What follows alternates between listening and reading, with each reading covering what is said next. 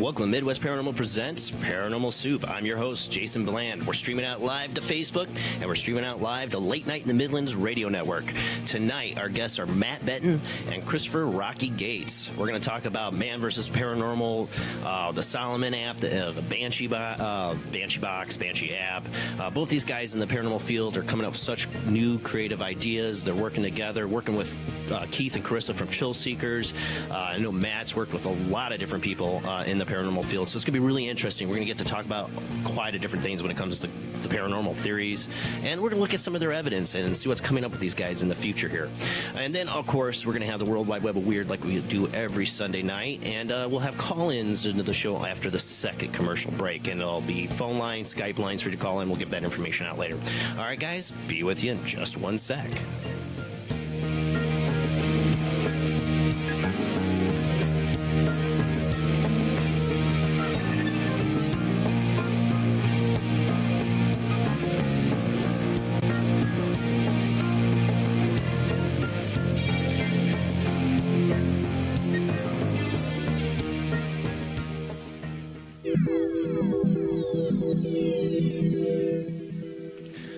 Welcome to another night of Paranormal Soup. I'm your host, Jason Bland. Like I said before, we're streaming out live to Facebook for people watching on Facebook. We also stream out to Late Night in the Midlands Radio Network. If you have trouble watching on Facebook, sometimes, you get that internet lag, you can listen in. You can go to LateNightInTheMidlandsRadioNetwork.com. You can listen there on the website. That's the best place to do. There's also a Late Night in the Midlands chat room you can join there, besides the chat room on Facebook. And you can also listen to Late Night in the Midlands on a number of other ways, like TuneIn, and that you can look them up on there. But join us on Facebook. We'll be watching there. We'll have the chat room. You won't hear the music tonight we play in the commercial breaks, just so you know. And we have a large panel with us tonight. I think we lost somebody. I saw somebody drop. I don't know who. We'll see here. Let me go ahead and get my guest up here tonight. Let me make sure we got there. I see Mr. Rahkee himself. How you doing tonight, Rahkee? He's like, I didn't unmute. How's it going? How's it going? And then joining us as well is Matt Benton. How you doing tonight, Matt? Oh, I'm doing great. And we got Google Hangouts working for our guests. The last two shows, we've had trouble getting our guest on. I saw who we lost. Was Mr. Rob Autry, our roving reporter from Hurricane Irma down in St. Augustine, Florida. How you doing tonight, Rob? Pretty good. My power just went off and came back on, so I'm I shocked. disappeared. You know what happened. I'm shocked you're here. I'm So shocked am you're I. going to do it. I'm just stay safe, buddy, no matter what. Don't worry about the show. I'm glad to see you here. It makes me feel so much better, because I would have been thinking about you the whole show, and still am. And then, of course, joining me, my lovely co-host, Jamie D. How you doing tonight, Jamie? Doing good, thank you. I'm really excited about tonight, and I'm glad that Rob's here tonight, too. Yeah, definitely. And then on video engineer, Mr. Jeffrey Chan himself will be joining us. He runs the World Wide Web of Weird Video. What's up, Jeff? And also joining us tonight is Bill Perry Padera himself from Pumpkinhead Paranormal. How you doing tonight, Bill? Yeah. You and Jamie are twinsies, aren't you? You're wearing Chill Seekers shirts. I almost wore mine tonight, but I help. Oh, and Rob. Oh, yeah. Too. Rob. I should have worn mine. Wow, now I feel like I'm missing out. 3-1. The peer pressure, man, it got to me. Peer pressure. Oh, Psychic's jeez. on point. I've been sick, and I wore the Chill Seeker shirts, nice, comfortable shirt, and I wore it when I was sick, and I didn't wash it. So, all right, let's stop babbling here. We need to get rolling into the show. So let's do what we do every Sunday night: is the World Wide Web of Weird.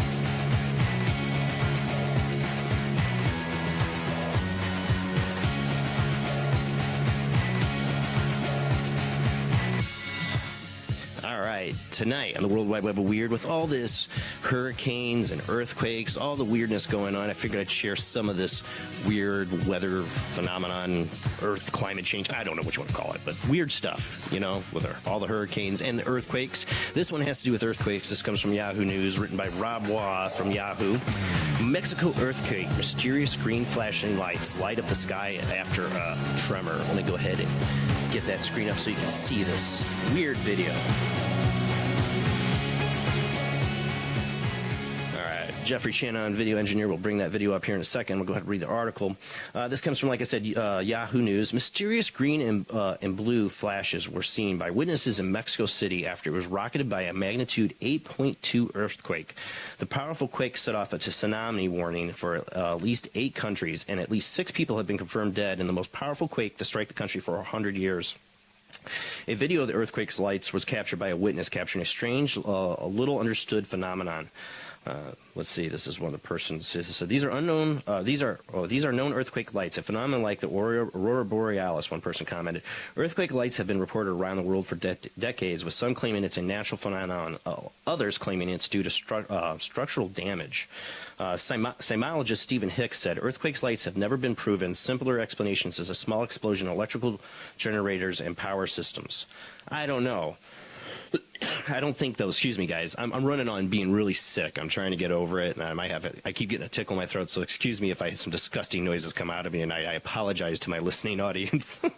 But reports of strange lights during earthquakes are common, sometimes even before the quake. Some have suggested the lights might be caused by electrical transformers or small explosions near the site of the quake. I get that, but this doesn't. I don't know. It looks like something more up in the sky than that. It looks definitely higher up. And, you know, this is a phenomenon people have talked about for a long time that's not been proven.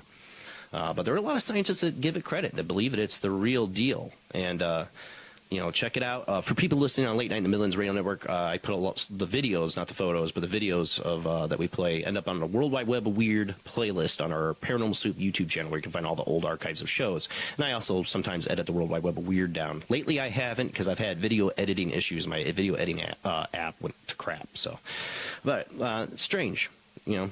I find that natural phenomenon is just like the paranormal. It's just another thing not explained. You know, it all might be natural. Paranormal is the new normal, you know.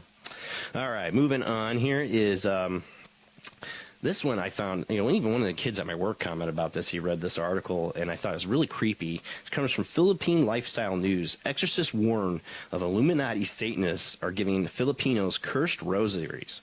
The chief exorcist of the Philippines has warned that Illuminati Satanists are distributing cursed rosaries to unsuspecting Catholics. Father Ambrosio Natanagabapsi, I butchered that to hell, made the claim on the Radio Veritas show on Hello Father 911. A report on the show was carried on the news side of the Catholic Bishops' Conference in the Philippines. The priest claimed that the rosaries were being given away by Satanists acting as part of a shadowy group called the Illuminati. Oh, like never. Who's the Illuminati?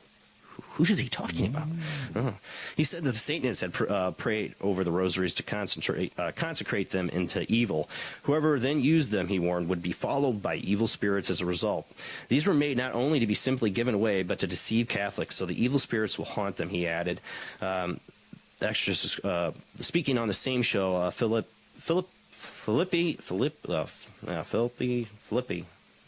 I don't know. Hey, can I interrupt you for a minute? Yeah, go for it. We don't have any video. What? Yeah, we don't have any video showing the whole time you were talking. Yeah. Oh, sorry, that's my fault. Dang it. Yeah, I was wanting to say something, but I'm like the guest. No. I was like the guest, so I was like, I don't know if I should say anything. Dang it, I forgot to hit a button. There we go. So we didn't see the lights. Go back and show the lights, Jeff. I'm telling people about the lights. You guys should have stopped me. Stop me from I thought it was myself. just me. I was walking Jeff just now because I started catching it in my corner, and I said, what's going on there? He says, tell Jason to put on the video. I'm like, how am I supposed to tell Jason? I'm not coughing. I'm rolling good. Here are the lights. Instead of me just leaving the video blank. Sorry to my Facebook audience there. Radio audience didn't notice the difference. Yeah, these are the lights. Pure Adam, go check them out. Like I said to the listening audience, you can check out the video better quality on our YouTube playlist. But yeah, you know, pretty interesting there. And then Jeff, yeah, good idea. Lights in sky, earthquakes. Okay. Show the cursed rosaries. I don't know if that's All right, anything there we go. paranormal. Article 2 here. Sorry, guys. Sorry, my bad. Thank you. The vast majority of Filipinos profess the Catholic faith, which was introduced to the country in the early 16th century. Oh, that's all the article has. And, it's kind of creepy, I mean, they say, I saw another video says that you can see the like cursed messages, like they're written in black light, and I think that's what they're trying to show here. That they actually even like put little secret engravings in them that they curse them, and that's how they're catching on to it. It's kind of creepy. Satan is giving out cursed rosaries, or are they just really paranoid? I don't know. Okay. Number 3. I promise article, video, whatever. Oh, this is a picture. This one comes from Unexplained Mysteries. Woman gets trapped upside down in window. This is from September 6th from Unexplained Mysteries.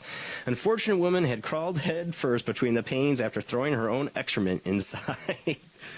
Oh, see, it's articles like this when I am sick and I'm trying not to laugh and choke on my own. Oh, yeah. Yeah. You had me with excrement. Yeah. In what can only be described as one of the worst first dates in history, a Bristol student, Liam Smith, had met up with his potential future wife after they had contacted one another on the dating app Tinder. Oh, everything goes right on Tinder, right? What followed was a series of unfortunate mishaps strangely reminiscent of a certain scene from the movie Dumb and Dumber. Smith State, who has chosen to remain anonymous, has been using the facilities at his flat when she discovered to her horror that the toilet was refusing to flush. In a panic, she did the only thing she could think of, grabbing the excrement from the toilet bowl and hurling it out a window. Sadly, however, it turned out that the window actually consisted of 2 panes of glass with a small gap between them. That couldn't be accessed from either side. Her package had ended up wedged in the middle, and there was no way to get it out. After telling Smith what happened, she decided to try to squeeze herself head first through the tiny gap at the top of the window in an effort to reach down into the middle and retrieve the item. Sorry. Within minutes, she had become hopelessly stuck, and the fire brigade had to come and rescue her. And she's stuck with her own poo. Oh. Comment while I cough. Sounds like a crappy I don't have the words. Oh, that's the thing. I start laughing and I start coughing, and that's when it goes bad. All right.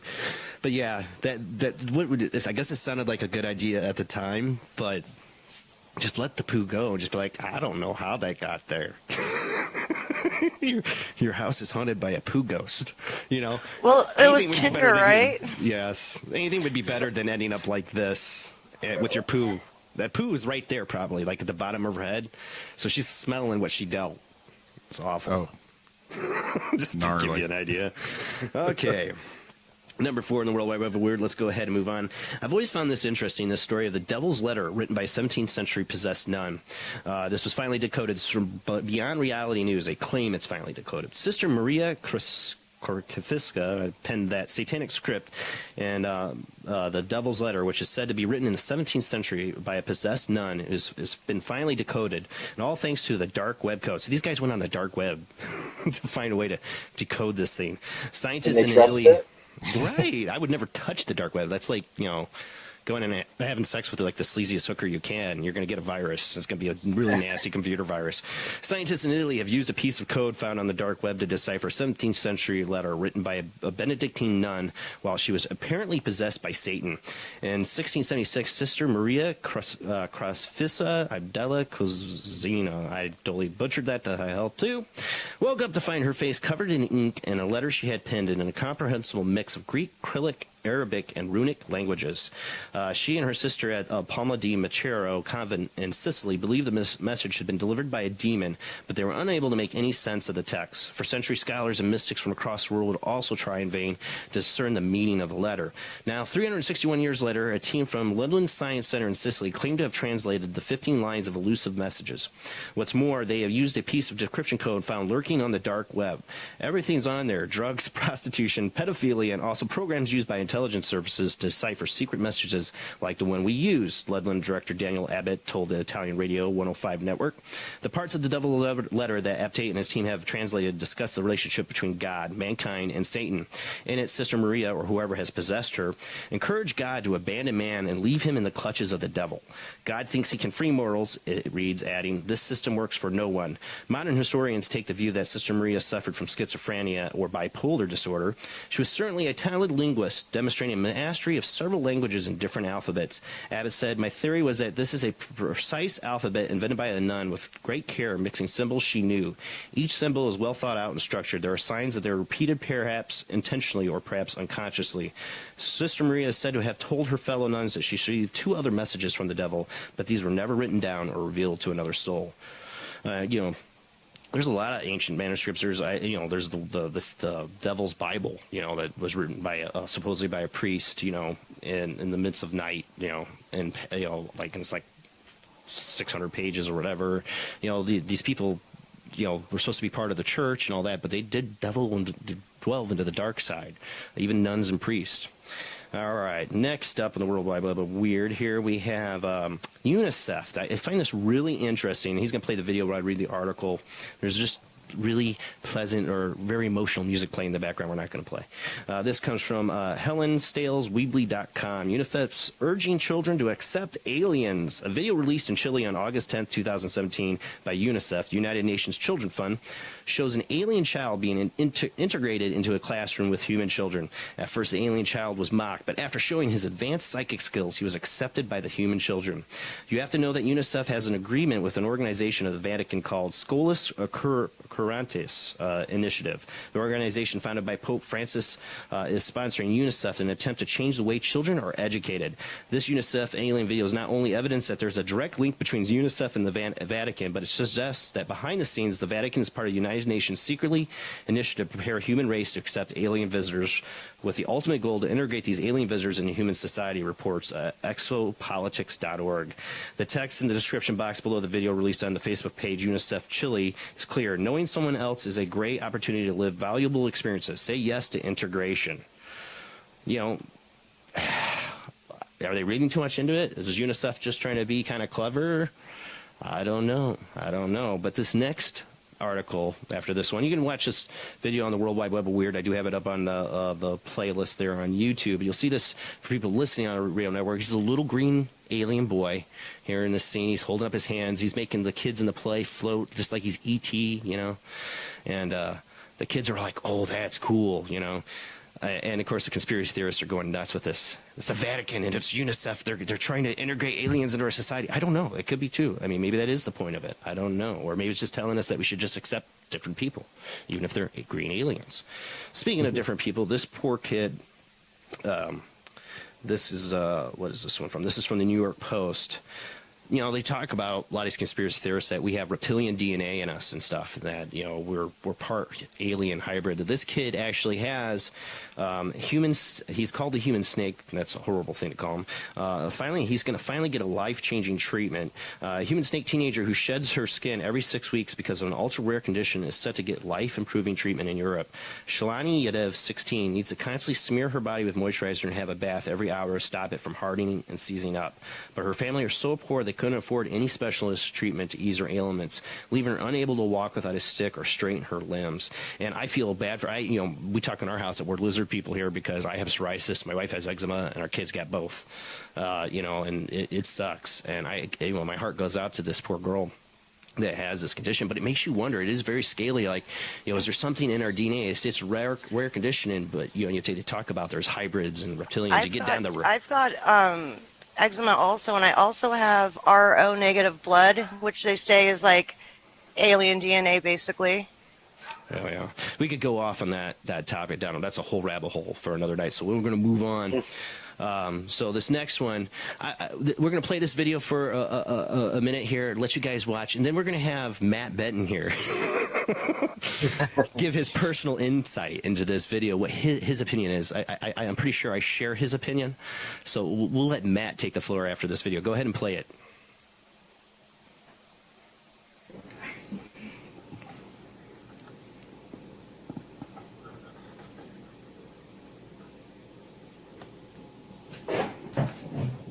You scared? No? Alright, we ain't doing none of the TV shit. I think all that shit is fake. Sorry for the language. Simple as questions. We ain't hold no fucking hands. We just want to see what the fuck happens. We get our own fucking. I gotta beep it myself. Sorry, I forgot he does say that. Darn it. I need the delay. No, nobody touched it. That's Don't worry, I fine. don't think most kids are awake at this time. Yeah, but we're on the radio network. We don't want that. So I'm like, yeah, beep, beep, beep. Don't try to scare me with the TV shit. Nobody's Beep, cold. beep, The beep. AC is on in the house. Don't even try. Right. Is there anyone else in here besides us? Can you hear me? Hold on. Give it in there. How long we gotta fucking wait? Beep, beep, beep. The sound was off from the video, so I was like not knowing when it's going to happen. But for people listening, sorry, I forgot. I guess I wouldn't listen. I didn't hear him say it. I listened at low audio, I guess. I didn't hear the person in the background saying that. I apologize. But don't play the audio again. But yeah, for people listening, this is a viral video of a Ouija board. There's 4 people, 1 man with a foul mouth, and 3 girls, and a cabinet opens up behind them. And then at the end of it, of the planchette of their homemade Ouija board goes flying off the table at them, and they all go running. This has been extremely viral. Matt, your thoughts? There's so many things wrong with this video. Number 1, first reaction from the girl. She tries to hold in a laugh at the very beginning. You could tell, like she's getting ready for the joke or this fake video. Second, can you go back to the video real quick? Yeah, I got it up. Okay, so second, yeah, no second, yeah, and second, you could also see the girl pull on something right when it launches, and then on top of that, her reaction to the pulling of this homemade planchette, she is already prepared for it. You could tell the same girl that pulled it. She's like, "Okay, now run." That's like her cue type thing. You could tell it's completely staged. You could, and not only that. He's like, how long do we have to wait? You literally just set up the camera Yeah. and ask one question, and you ask, how long do we have to wait? Come on now. First off, in the paranormal field, you wouldn't be a good investigator because we do a whole lot of waiting. More waiting than anything. Yes. So yeah, called all the same points I thought about this video. It's complete crap, and it's so viral. It's like the crappiest ones are the ones that go viral. I swear. And then it cut off so fast. Don't forget. Mm-hmm. Yeah, that's yeah. like they would have been laughing right before that cut, probably. Or screaming, saying, "Oh my gosh! We did not move this! Oh my gosh!" Yeah. It's like you said, the crappiest videos go viral. It seems like in the paranormal. Like, oh, come on. It's sad, but later I'll be able to show you something that. Yes, we will have video. Let's get to that. One more thing. This video might not be so bad. This last thing on the World Wide Web of Weird. I know we're running over time here, really quick. This video, actually, somebody gave me this a month ago. They know this was an old client of mine from a paranormal investigation, and her friend got this, and she sent it to me, and I tried to get her friend to come on the show, but we never got a connection with her. She ended up going on another show, but the woman captures ghosts walking behind her dogs in her home for the Paranormal Globe. This is also on Beyond Reality News. You see a man walking in the hallway. According to her friend, nobody was there. Nobody was down that hallway. They were filming the dogs coming, and they heard some weird noise. I got to remember. The Chris Moyles Show is a popular radio breakfast show. We're here in the UK, hosted by Chris Moyles and his team on Radio X. They interview this girl. Every morning, listeners send tweets and Facebook messages and anything general to the show, try to get mentions or get a discussion on the show. Every now and then, something grabs their attention. Today, a video sent by a listener not only grabbed the attention of Chris and the team, it also freaked them out. The listener sent a video which just looks like a dog running towards the camera, but if you look closely in the background, a ghostly figure could be seen walking across the doorway. They said that a friend took the video of her dogs yesterday, and it wasn't until they played the video back that they noticed someone walking past the doorway. As no one else was home at the time, they called the police thinking that it could have been an intruder, but the police said that there was no sign of forced entry. They only explained it as a ghost. They said it's the freakiest thing they have ever seen. And like I said, I know somebody who knows these people, and they say it's legit, and this really freaked them out enough that they called the police because they thought somebody else was in their home after they discovered this in the footage. So I would be pretty freaked out. So that might be a legit video. The one before it, definitely not. And that's it for the World Wide Web of Weird. We're going to go ahead and roll into our commercial break here. When we get back, you were going to talk to Matt Benton here and Rahkee, Christopher Rahkee Gates. We're going to talk about all the great things they're doing in the paranormal world, projects they got coming up, the Solomon app, the Banshee box, all the cool things these guys are doing. Some of the coolest guys in the paranormal. All right, guys, be with you after this commercial break. All right, tonight on Paranormal Soup, we have Matt Benton. Some people know him from Paranormal Survivor. We also have Christopher Rahkee Gates. Some of you guys know him from the Banshee app. Now the new Solomon app coming out by him, Matt Payne. And I think, I've got a copy of this. I cannot wait to test it. I haven't had a chance yet. We're going to talk about that. We're going to talk about their investigations, their theories on the paranormal. And then we'll let you guys call in after the second commercial break. All right, guys, let's go ahead and get to our guests.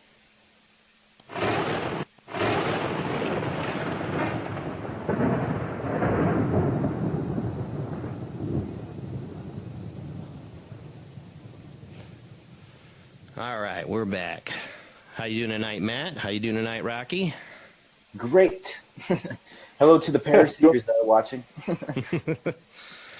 Well, I'm going to let you guys, I don't know who wants to go first, Matt or Chris. Tell the audience a little bit about yourself. You probably have some new people that don't know you guys, especially on Late Night in the Midlands Radio Network. So why don't you go first, Matt? Tell people who you are and what you do in the paranormal.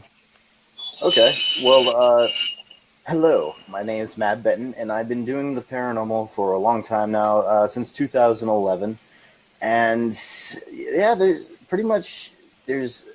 the things that I'm a filmmaker also. There's not that many, I don't think, filmmaker investigators out there. At least it's not the majority. There is, but it's not the majority. And I think that it's awesome that to see other filmmakers do their own work. But there's something I like to do with my filmmaking and also my channel that I like to make it a very creepy and atmospheric style. So but when it comes to the paranormal in general, I've been doing it for 11 years.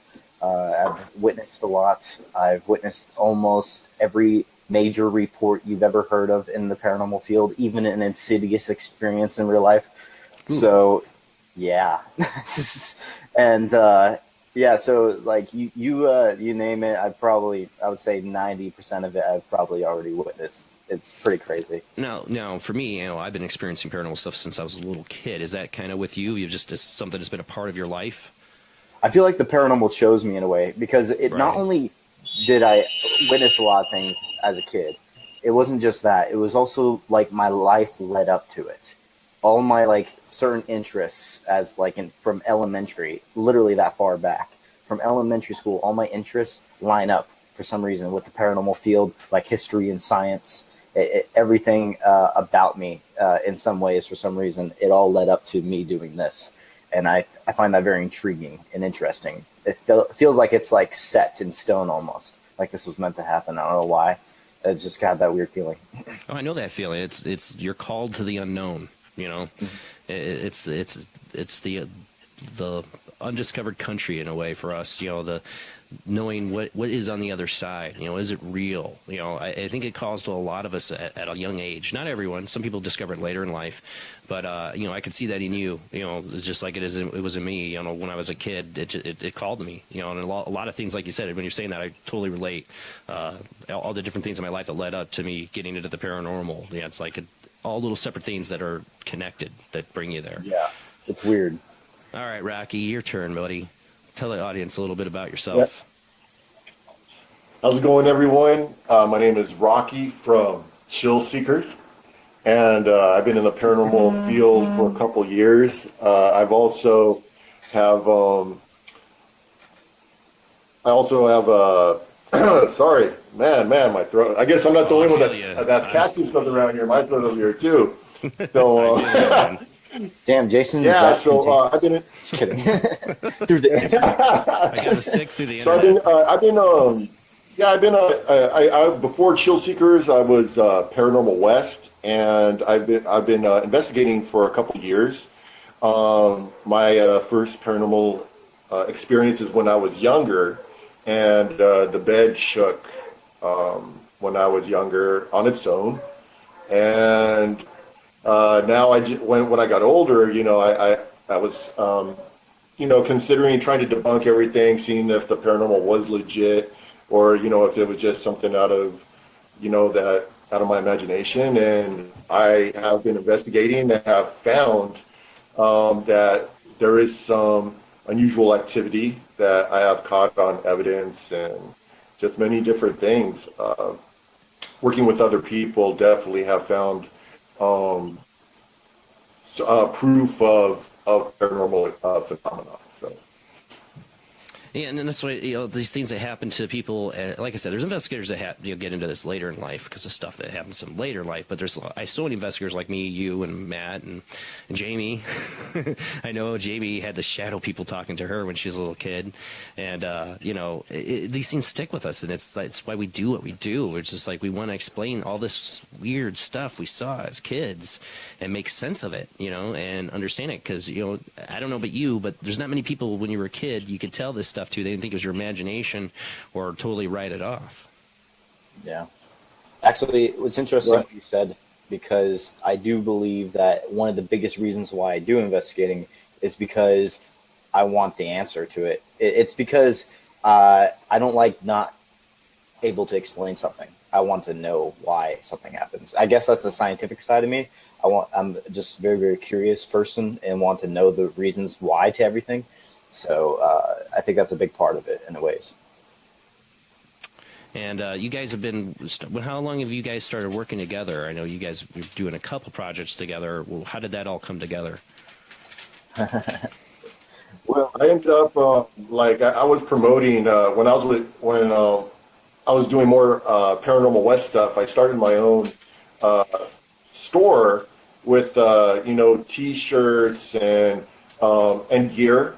And I was looking for, he was at the time, he just started Paranormal Research Unit, and I think he just left Soul Seekers. And I was talking to him, and then he ended up I was just telling him the ideas that I had, and then as far as ITC, so we started talking, and I found out, me and him have basically the same ideas and the same sense of scientific theories that do happen in the paranormal. So we've been working ever since. Now, I know Not only Rahkee, that. Oh, go ahead. Oh, sorry. I just wanted to say something about Rahkee. I don't know. There's something about Rahkee. He's the type of guy I would love to partner up with. He's super driven, just like how I am. He's has a positive attitude. He's the type of guy that I could see myself being a partner with in the paranormal field. Is so contagious too. Yeah, definitely. Yes. And also you could just tell by his work that he lives this now, and that I need someone on team up with. That's why he's joined Devil's Hour Productions, and we have future projects that some of it's under the wraps. Can't really talk about it that much, right. But something big is happening about 3 to 4 months. You guys will know then. But I think that we're a really good partnership, Rahkee and I. Now I know Rahkee. He's based out of California. What town are you in, Rahkee? I'm in Southern California. Southern California. And Matt, you're based out of where? Well, I was born and raised in Southern California and only just moved out here just like a year and a half ago just to investigate places in the Midwest. I've always wanted to investigate locations in the Midwest. Are you in Indiana? At the moment, yes. Yeah, that's where I am. Yeah, really? Yeah. Why don't we meet up before I go back to Cali? We should definitely meet up when I get some free time and not be sick. But yeah, no, definitely, man. So you guys, you talk about, what are some of the projects you guys, I know the stuff you can talk about, I know you got something big coming up in the future, but what's some of the stuff you guys have been working on together that you can talk about? Well, recently we have something that's coming out very soon on September 19th, 2017. We have a new app coming out called the Solomon app. And I was actually Rahkee just got done with his app, which was the Banshee app. And it was an awesome app. Actually, it was my favorite app at the time because of certain features I really digged about it. And then like the IP stations mixed with the banks. I think that's, I don't know if all apps were doing that where you could actually play both at the same time. Well, I thought that was really cool on his app that it was able to do that. And so pretty much I was thinking of, what if I created an app that was super like a horror type style app, but also have some unique ideas to the app itself. I had ideas in my head, but apparently after talking to Matt Payne, the guy that was the main creator when it comes to the coding and doing all the working on the app itself. Yeah, Matt Payne's an awesome guy. Yeah. He made my dream app come true. So pretty much like this guy, he's awesome, and he actually figured out we actually had to come up with new ideas because my ideas were not realistic for his applications. I had that same thing because we did the Raven X app together, and there was stuff I wanted to do, but I knew I'm not a programmer. He is, so yeah. Yes. He kind of like goes, okay, this is what we can do right now. Yes, because there's limits to the app. Mm-hmm. So for my app, we actually decided after I was talking to Justin Brown, he said something that I actually agree with 100%. You know, in the paranormal field, when it comes to ITC, it's very important that, well, here's the thing. Everyone says it's manipulation of audio, or that's what most people say. It's manipulation of audio when ITC communication happens. But guess what, guys? It doesn't matter unless you could prove it. So this app can help you prove it by this. You have a single file audio bank. Sorry, not bank. It's a single file audio. And it stays that way. Never changes. Never gets mixed up. Nothing. So if you're going to hear a completely different word out of that one audio file, and you capture that on your camera or voice recorder, we're going to have a downloaded link where you can download the exact audio file that's on the app, and you can sync it up yourself to see if you got manipulation. That's perfect, yeah. Yes, right there, that's a scientific way of proving that manipulation just happened with an ITC app. That's something that's not been done really at all. I haven't seen it yet in ITC communication. That should be done because if you want to, you need to cross-check your audio if you want to prove manipulation. And then we also have to have, the normal banks and the IP stations with it to make it a full app. Because if it was just one single audio file, that'd be kind of boring. Right. Yeah, but if you turn all that other stuff and you just have that one single audio file and you get something that's not in that audio file, it's legit. Mm-hmm. My app with Matt was the Raven X, and I put in, my idea was a modulated volume of allophones, no words, just the human speech phonetics. And, it was kind of trying to, not the same concept because, it's multiple random things. You never go back and figure out, but the concept was if you do get a legitimate message, there should be no words. There should be no words in it. Exactly. So we're all trying to get to the same approach. It's like we're trying to find a way to make an app that's able to go, that's not just radio or word banks. That is, we're proving that they're manipulating things. Matt did that, I think, really well with his the one video he had him and Steve worked on, which is where they did 100-word bank app. And that was it, just 100 words, and they got words coming through that were not in any of those 100 words. Here's the thing, though. Okay, since you're putting banks, let's say this, you're putting banks within a box, like a ITC box, we'll say, or like portals, Banshee box, et cetera, et cetera. But here's the thing. Those boxes manipulate audio in a way. Reverb they will. Change it. Yeah, they Reverb change it up a little bit. But like for this one, if you have one single file audio, just straight, no sound effects or anything added, just straight up audio, and it'll be a lot easier to prove the manipulation that way instead of having banks that have a lot of sound effects. What is the audio file?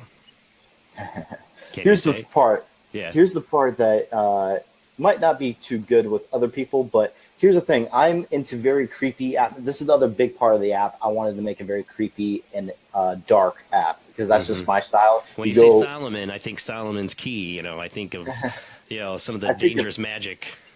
Think of King Solomon, which is what I have on my arms. Yes. And that's actually what it's based off of. Actually, I put my tattoos incorporated into the app. And I pretty much just photoshopped this creepy design that I thought was really cool. Put my own the King Solomon symbols inside of the app. And the reason why I actually wanted the King Solomon symbols in there is because one, here's the meaning behind it. That's actually why I got them tattooed on me, is because of the meaning behind them. The first one is the fourth pentacle of Mercury, and whoever possesses that seal is supposed to gain more knowledge and wisdom and finding the secrets of the world type thing. That's what that means. And then the fifth pentacle of Mars is supposed to be whoever possesses that seal is supposed to gain power over all demons, and they have to obey you. Right. So, yeah. So pretty much, yeah. Yes. The only satanic part in here that people would, because there's people that are not, educated on what this stuff is. So people are going to say, "Oh, that's Satanist and everything." But the only thing in the Bible. Exactly. King Solomon, come on now. King Solomon he's in the Bible. and Bible stories. And also, here's the thing: when it comes to the well, yeah, I would say there's probably one part that some people could probably say Satanist, but I think it's all about the intent. I just think of it's a voice actor making a creepy voice and saying the Lord's Prayer backwards. Is what I put in there. That's saying how I the think Lord's of it. Prayer backwards. Yes, and then forward. It's the Lord's Prayer. Yeah, it's the Lord's Prayer. You know, I've thought of things like that. I've thought of ideas like that, using stuff like that. And I know Matt's messed around with it before a little bit, putting the Lord's Prayer. And I remember when he first started out, he did some stuff like that. And it's interesting, words are power. You wonder if you put the right words into an app, that will unlock something or do something or create something. There's also another thing that Matt and I were talking about, something that him and I have been thinking about since we were designing this app. We actually really wanted to do this as a social experiment also, because here's the thing: people are getting these creepy vibes off this app, right? And it's like very dark, and maybe is going to turn people the wrong way and have a different intent when it comes to the app itself. What if that causes different type of activity, different type of responses, negative responses, just because of the intent behind it, of what they believe? The expectation, not yes. the intent. Your intent's good. Their expectations can change. No, yes, except their intent into trying to do it, and yeah, you're right. Expectation is how it is, but also for certain people could be the intent also. Oh yeah, I'm sure some people want to use it. Could use it for bad. Yeah. Yeah. And dude, this app is amazing. It turned out better than I even expected. It was exactly my dream app. What I've always been wanting. Rahkee actually did some cool tips, because after we had just the audio file and also the word bank, and then he suggested that we should do the IP sweep, which I actually agreed with, because there's a lot of people out there in the ITC field. Rahkee could say this because he does a lot of ITC work, and he's a big fan of the IP sweeps, and so I was like, yeah, I think it's a good idea. Am I the only one in this panel, though? No, I'm a big fan of. I love it too. The only thing I don't love about it is when it's IP sweeping, shoutcast and stuff like that, and then I hear Art Bell, like the radio host that I've listened to for Rahkee, long time. why don't you say your side of the app, and yeah, you talk about it. It's because I'm doing most of the talking right now. You talk now. No, you're doing great. The IP sweep is phenomenal. It uses international radio as well as a couple of American radio stations. I'm actually tell you the truth, so far, I enjoy working with the banks than the radio sweep on Solomon. After doing like multiple tests, I even had to redo the whole Banshee. I guess I call it Banshee Box 2.0 because I actually had to. This takes a whole different delivery of settings to set up actually for what I'm used to. So because of the faster sweep and the different sounds. So I'll probably release my settings after I make sure that once I get them to like everybody, so that way they can get the same effect as I do.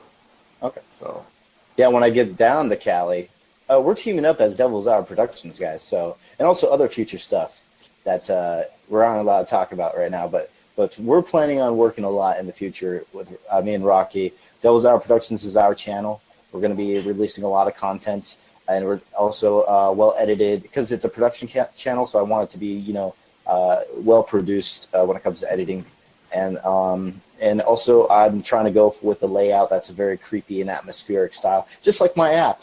It's that we created. So like just like that, I want the filmmaking style to be like that too. It's just I don't know. I'm just a big fan of horror, and giving people the chills is my favorite emotion, is the chills. So I think that'll be really cool to bring to the table in paranormal filmmaking, and also for this app. So yeah. And be interesting. It's still not even released yet.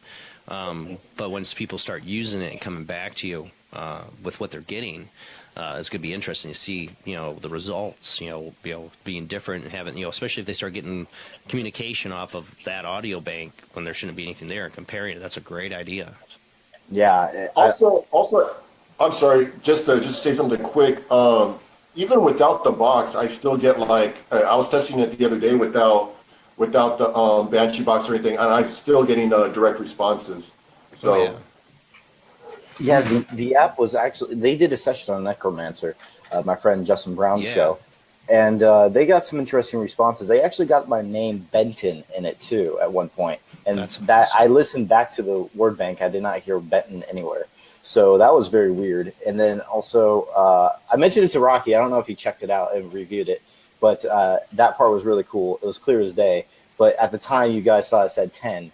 But you can definitely hear the Ben part in it. So it was interesting. But Ben 10, get it? Ben 10. My kid would love that. It's his favorite show. But then there's also another part of the app where, okay, I do realize there's a couple pareidolia words within the sound of the bank. Of course. We all do realize I think that every can happen. bank. Yeah, I think every bank has that. And I think this one has 2 words I found that are a little pareidolia in the bank itself. It's kind of hard to find. Matt Payne was telling us, so I don't know if that's going to change, but just keep in mind. Can I just say something real quick about the pre-words? Once you start to use an app long enough, you kind of, because like I can hear a sound, but I know everybody's, like I can hear pieces and I know that came from this, that came from that, and you get familiar with that after a while. Mm-hmm. So you'll hear the elp, like on Spiritus all the time. But they put it together almost like syllables. That gives them more to manipulate. So when there's a word and it's hard for energy to get something out, but they know they've got that card in their pocket, they can pull out that, well, do you need something, help? They already know it's there. Those words can't always be hurtful if you know it's there and you know to look out for it. It's just how you decipher responses. And not only that, one thing I always say to a lot of people is like, get familiar with all your apps that you're using, because listen to the bank for a long period of time. Become familiar, because you're going to keep hearing. For example, Spiritus has a lot of sound effects in it that sounds very similar to the word Matt. So I learned that a little later, and I was like, I just think that's just the word bank itself, because it's a 1-syllable word, easy. But that's why you try at different locations too, and just let it run, and just take 2 weeks, and don't even worry about the sessions. Just get to know your software. Exactly. That's what I mean. Like at home, just listen to it and get familiar with it. And that's what I do with my apps now. Even dealing with the Raven X, when we just did all allophones and no words, there's certain things I'd be like, no, that's just an allophone the way it sounds. It's coming out. It's not an actual response. You have to know what you're dealing with, and what you're using, what resource or tool you're trying to give to the spirits to manipulate. You got to know what that's going to sound like consistently. One day, I hope we have a way or an ability to have something where it can just, we don't have to have like a word bank. Like we can send the right frequency, or they can manipulate something like the spirit com. Or remember do Steve like with the cat meows? Yeah, the cat meows. And you know that. Oh, sorry, keep going. I say it's just any noise, any kind of even reverse audio is going, you can get pareidolia. You're gonna audio matrixing. Pareidolia is going to happen no matter what. If you're using banks or IP, it's going to happen. But that's why I also created the single file audio, because that's going to be the same all the time, and that's how you could prove manipulation. My friend Justin Brown, he already does something similar, not with apps because it doesn't exist until now. But with he does it with EVPs on SB11. He keeps it on a static mode, all static. He keeps it that way and tries to get responses through that static. That's it. The whole theory is stochastic resonance. The idea that they could take that audio and change it and make it into some other kind of communication. And the less actual words or audio in it is the more validation. So, the approaches you and Rahkee and Justin Brown are doing are incredible. And I think we can prove a lot to people that are skeptical, that there's something to it. For me, for me, it's always the response too, and not a yes or a no response. Like when we've had callers in the show on ITC Collective Night, and we've gotten the loved ones' names come through before we even know what the loved one's name is. Mm-hmm. That to me is pretty incredible. So you have to take the evidence like that too. Mm-hmm. Yes, that's also a big thing that all paranormal investigators say, is that what if you get like great responses to your questions? Yes, it kind of like it makes you. It seems like that's super unlikely, but it's still not science completely. It has to be something. Yeah, I know. I'm just saying this to the people That's not considered science. It has to be considered science if you could actually back it up by something. That's why we did the single file audio for this application. I hope people use this the right way and actually try and get manipulation. I think that'd be amazing if there's someone out there that could catch something like that and prove it, that manipulation does happen. And that's what I'm going to try and do with more sessions in the future when I do locations and when I get to go see Rahkee. When are you heading out to California? 3 to 4 months. That's when we're announcing some news too. Awesome. That's awesome. On the channel, Devil's Hour Productions, so please subscribe if you're on interested. YouTube, Devil's Hour Productions. You can check it out there. We do have some videos to play tonight, and there's one in particular you wanted to play. What's the name of that video for Jeffrey so he can pull that up? Well, it's called the Entity Mass video. This is something I wanted to show because this video should be viral. It's not like the other video where it's clearly someone throwing the fake planchette. This is something legit that could be something. It's definitely not edited. I can tell you that much. But if it is something natural, I can't explain it. I still, to this day, cannot explain this. And this was captured back in 2012. And it's pretty interesting. He's pulling up all 4 videos, I think, that are in. It's the one to the left bottom corner. Left bottom corner, Jeff. Vail Ranch Historical Site, Temecula. Vail is the Vail Ranch Historical Site. So we're going to do that one. Let me get the share screen up of that. This should be viral, guys. This is a crazy piece of video that should be noticed by everyone, but the algorithm of YouTube doesn't, just because it's a good video, it's just the algorithm of YouTube that doesn't get it to where it should be. Yeah, trust me, I know all about that.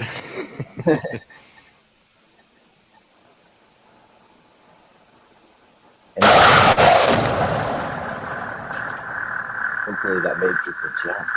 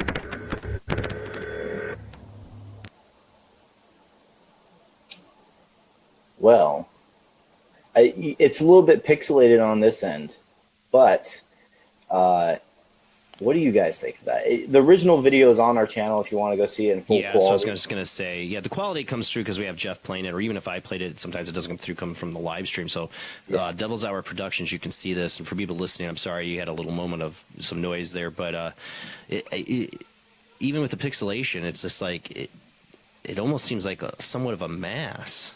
Exactly. It doesn't seem like a light even.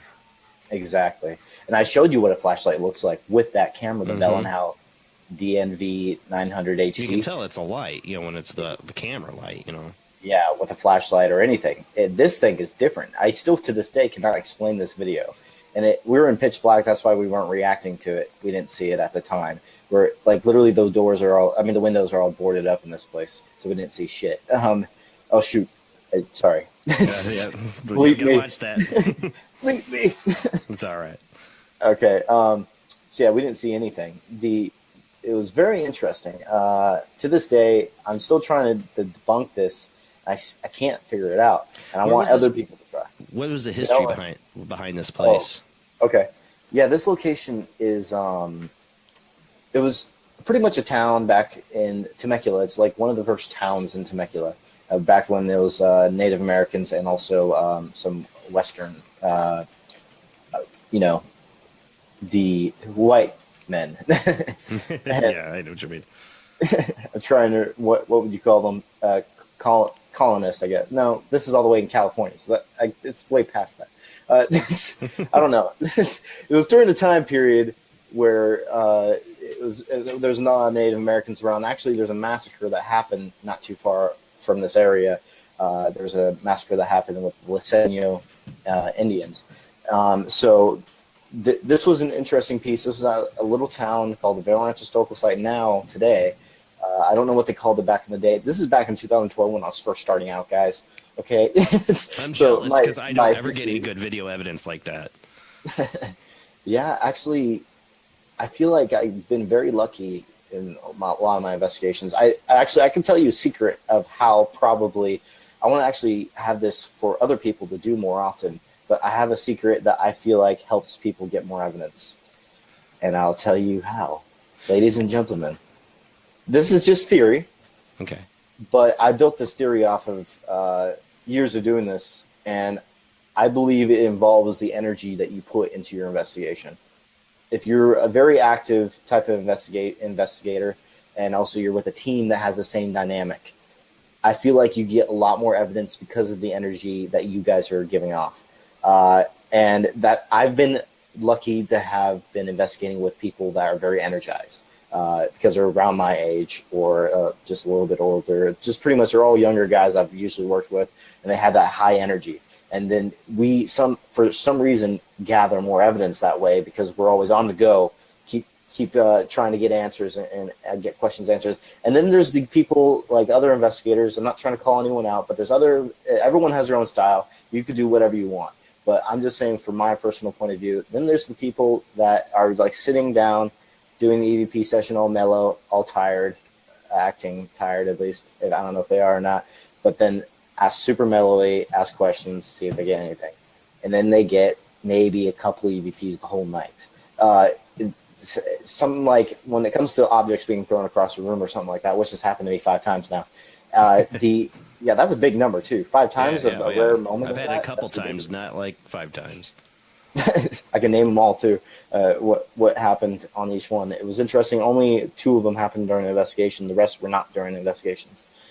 So I believe it involves your energy a lot, and that I think people should focus on that. Be a lot more energized when you do an investigation. Also, I think that you should have positive output or input on it. On how like you think you're going to get the evidence, like instead of like thinking, oh, I'm not going to get anything or something like that. Sometimes there's locations that prove that wrong anyways, but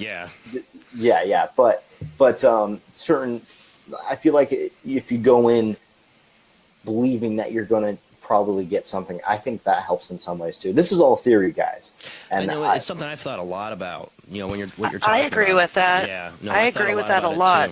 And I won't say anybody. Being on investigations, I've had investigators in the past. I felt like if they come along, I'm not going to get anything because they're like, I swear they dampen it. The reverse. It's like energy sucking. Mm-hmm. Yeah, and there's other people. Like, there's other people. Yeah, there's other people like our friend Katrina Cooper. I've been on a couple times with her and had some crazy stuff happen, and on the show. And I know it's her energy, the spirits. I mean, she's a medium for one, but like the energy, she's such a vibrant woman, such a woman that she puts out such a great positive vibe. The spirits, I swear, get energized by that, and we get more activity because of it. And, I've seen a full body apparition because I think mainly, well, not just because of her, because the place was something really crazy going on, but I swear it's partly because she was there. Yeah. I feel like there's not 2 hours is not enough for all this. There's so much stuff to talk about here. I know. It goes by quick. Yeah. We are going to come up on our second commercial break here in a minute. And like I said, I want Rahkee to get involved. Did we lose Rob?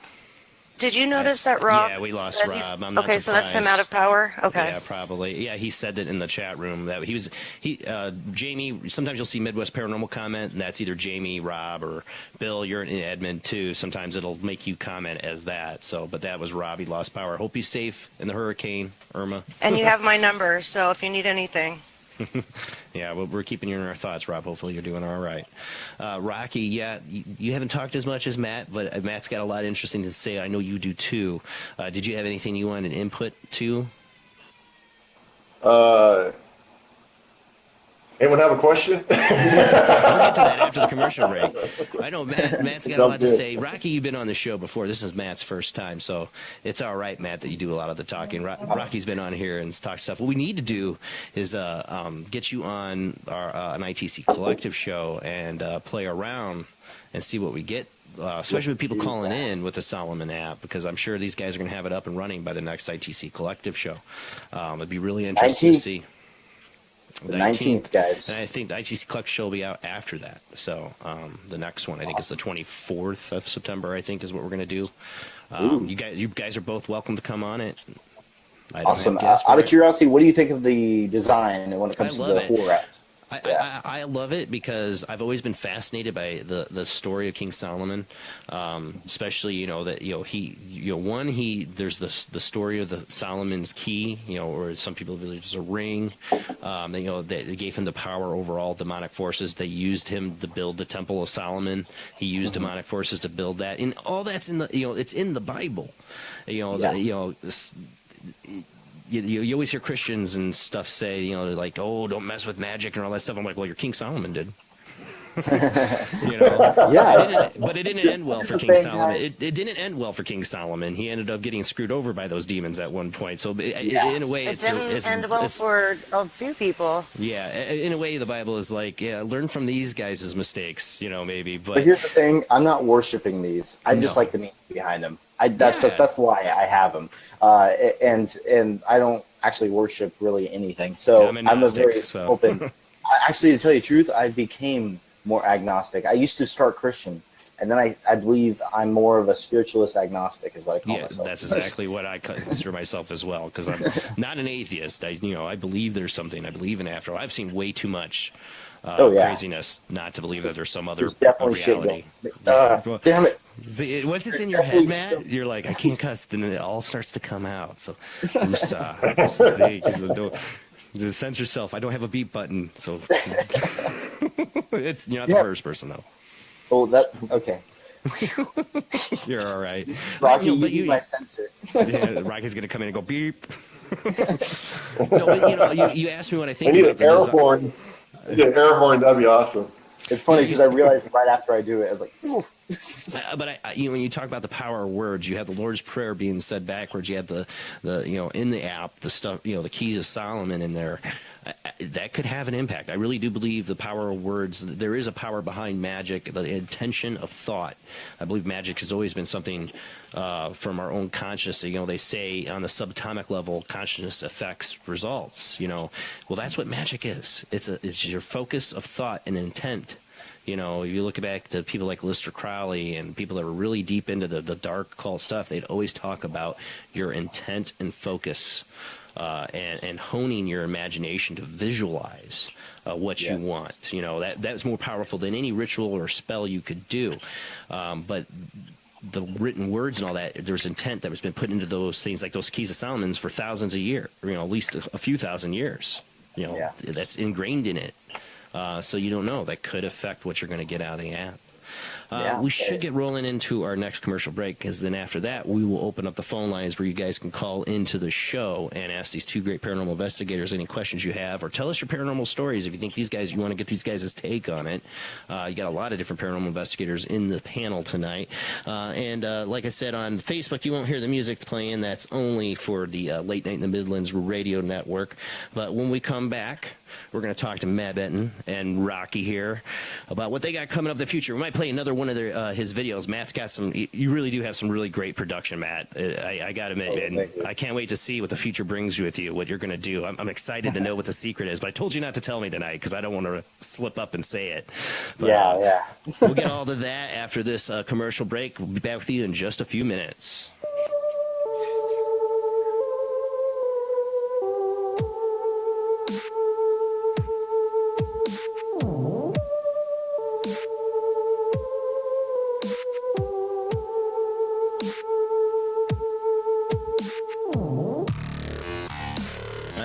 Tonight, if you're just joining us, we are talking to Matt Benton and Christopher Rahkee Gates. Both guys are adventures into the paranormal. You'll see, you can check out their Devil's Hour productions on YouTube. They're going to have a lot more coming up here in the future. Both these guys are innovators in the paranormal field, in my opinion, coming up with ideas for new ITC apps and devices, and putting on really good production, both of them. So I can't wait to talk. Now, you can call into the show if you want to talk to them. We have a number of ways you can do it. There's the video Skype line. That is Soup Live Chat 800 Live Chat. That's Skype ID, Soup Live Chat 800 Live Chat. You can see you. They can see you.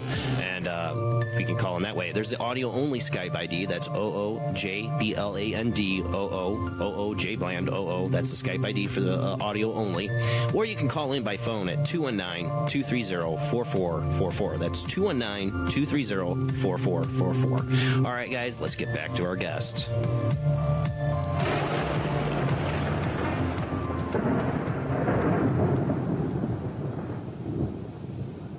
All right, we're back with Matt Benton and Christopher Rahkee Gates. How you guys hanging in there with us? It's going great. Actually, it's going by too fast. This is too much fun. It always does. It always does. We got 45 minutes. And again, guys, if you call in this show tonight, anybody listening, and you hear us talking, just wait till we call on you, and then you can start asking your questions, or just I don't know if you guys would be up to hear some people's paranormal stories tonight too. Always call in if you got one. We have paranormal investigators on. We always love for you to call in and tell us your experience. That's funny too, because in real life, that happens the most. Like, if they know you're a paranormal investigator, you get those questions all the time. I think that's one of the biggest benefits I love about being a paranormal investigator, and people know it, and I'm open about it. I tell people I don't care what they think. The reason being because I love people to tell me their paranormal stories. That's why I started doing this show, just to meet people and hear their other experiences. I've had so many crazy experiences. I'm like, let me know I'm not alone. I know I'm not. I've seen enough and read enough and know that I'm not, but it's always interesting to hear people's stories, and people have told me some of the craziest things, and I believe them because I've seen crazy things. You would have to have 15 hours for all my stories. Oh, I know. People hear my stories on here all the time, but they've only heard a smidget of what I've experienced. I'm thinking about writing a book about it. I was going to say, Jason needs to write a book. I think you should get all that out when you can. Well, Matt, I know some publishers, and so if you do, you can write a book. I need to too. I know. I'll need probably a ghostwriter, because I feel like I need someone that's really good at writing. I'm okay at it. Not very I'm okay too. I hear you. Sometimes I can be good. I'm more good with fiction than I am with my own personal stuff sometimes. That's the thing. Ever since I was a kid, I've always been into nonfiction, because I was actually learning from history and science. I loved that stuff as a kid. So I would definitely be writing nonfiction for myself too. And actually probably I want to talk about things that I didn't like. The Insidious experience, it's something only some people know. When you say Insidious experience, man, I have to ask you, give us a little bit more, because that sounds awesome. We do have a phone call though, so we'll hold on to that thought. Okay. We got Chandra. Sorry, I always butcher that. I'm the butcher name, Chandra. How you doing tonight? I'm good. Do you got a question for our guests? Well, I don't know if I would do a question, since you guys said you want stories. I just want your thoughts on something. Go for it. Okay, so what opened me up to the paranormal actually was between the ages of 12 and 14. I was actually tormented pretty heavily. And I didn't find out until I was an adult that my uncle actually was tortured as well. Ooh, we were the only two people that lived in the house that slept in our own bedrooms. And this thing, the first time I had it happen to me was in the summer, and I was hot, and I woke up in the middle of the night to go to the bathroom, and I put water in my face because my parents were cheap and wouldn't turn on the AC. And then I laid down back in my bed, and I heard something knock on my window, and I thought it was my friend across the street.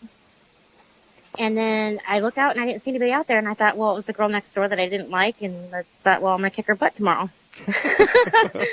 And so I laid back down in bed, and then I hear them knocking on my wall between my room and my brother's room.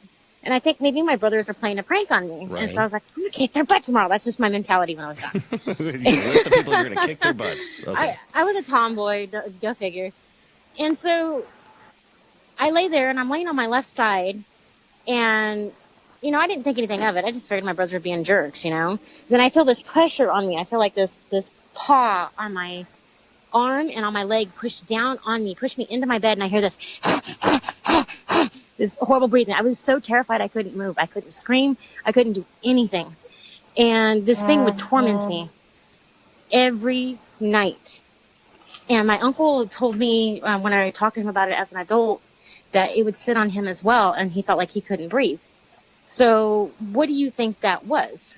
This sounds like vampire demons. Vampire demons are actually something that sleep paralysis is but there's also scientific phenomena for that too. But to tell you the truth, I've had sleep paralysis once, and mine, I believe, was just a natural phenomena. I felt like it was the brain.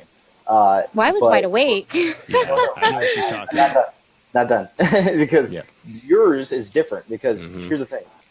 When you actually feel something grabbing onto you or feel something on you or the breath or something like that, I didn't get any of that during my sleep paralysis. Right. It was just a normal, I couldn't move my body trying to wake up. And I didn't feel presence or anything. It was just a weird experience. But this was back when I was younger. But when I hear the stories, now since I've experienced it in real life, when I hear those stories, I'm like, maybe there's more to it than just a natural phenomena. And what you explained is pretty interesting, especially the breath. Is that really how it sounded like? That's creepy. Yes, it really sounded like that. It scared the crap out of me. Yeah. Like, I'd never had any experience. We weren't allowed to watch scary movies or anything like that. Chandra, I got the chills when you started making those noises. You were freaking me out there. That's exactly what it sounded like. It's like a dog panting but growling at the same time. What it calls for, you said vampire, is the succubus incubus phenomenon that goes back to ancient times. People have reported those experiences, and of course, like you said, scientists say, well, it's just sleep paralysis.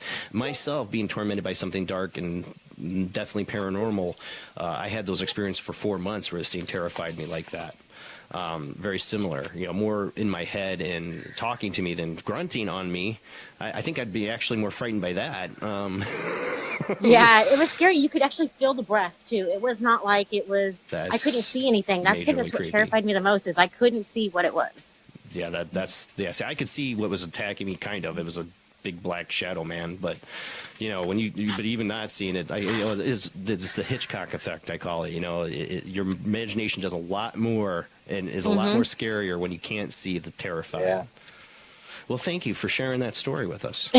No, not a problem. And I'm going to be creeped out going to bed. Right? I'm not going to sleep very well tonight.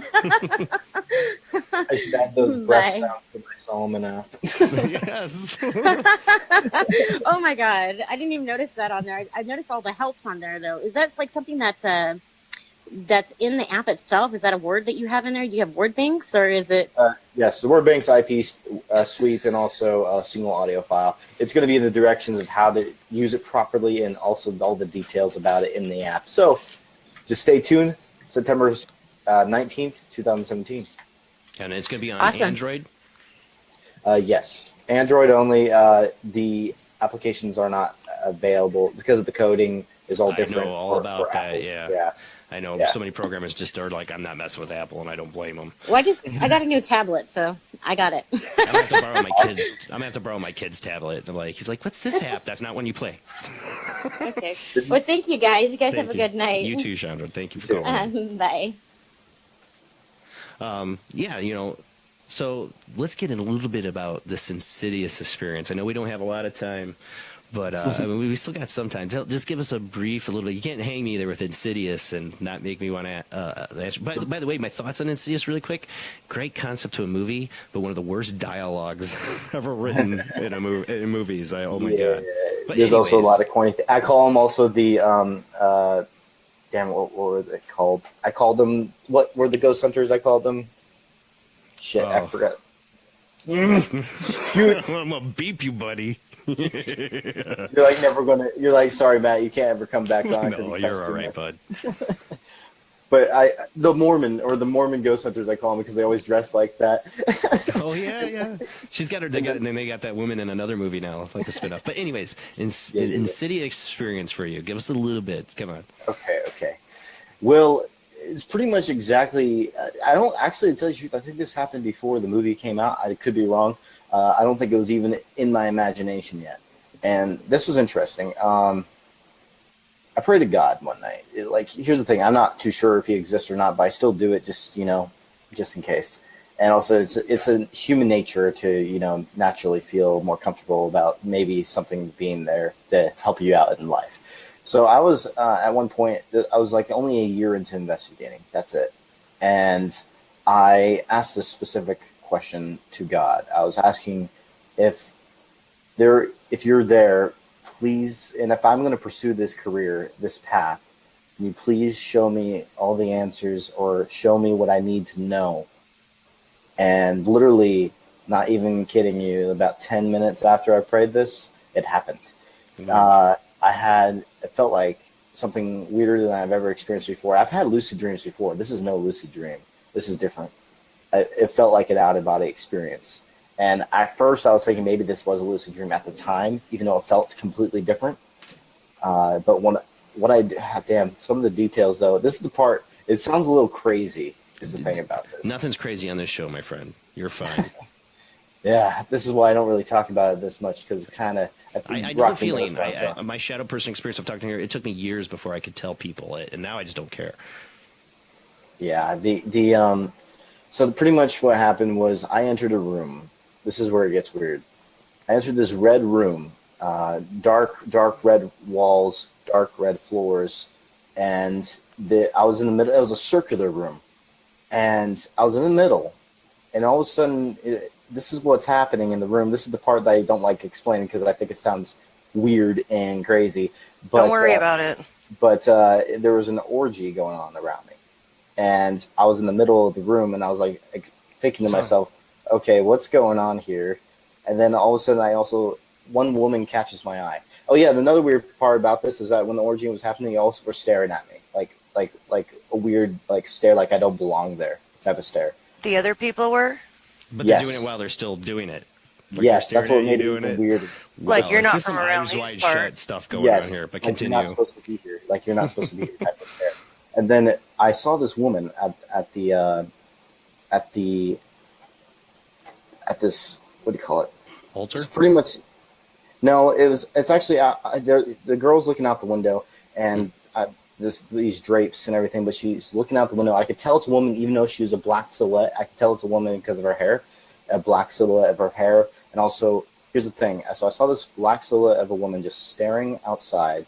And then my eye catches, you know what I mean? So I got you. So when I see her, she all of a sudden phases, not turns around. She phases from the front, phases towards me.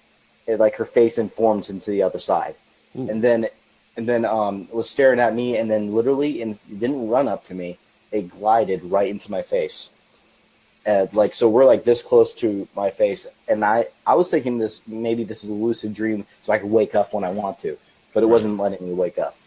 Ooh. And it was a weird experience because I was trying to get out of that. What? Oh, you have something to say?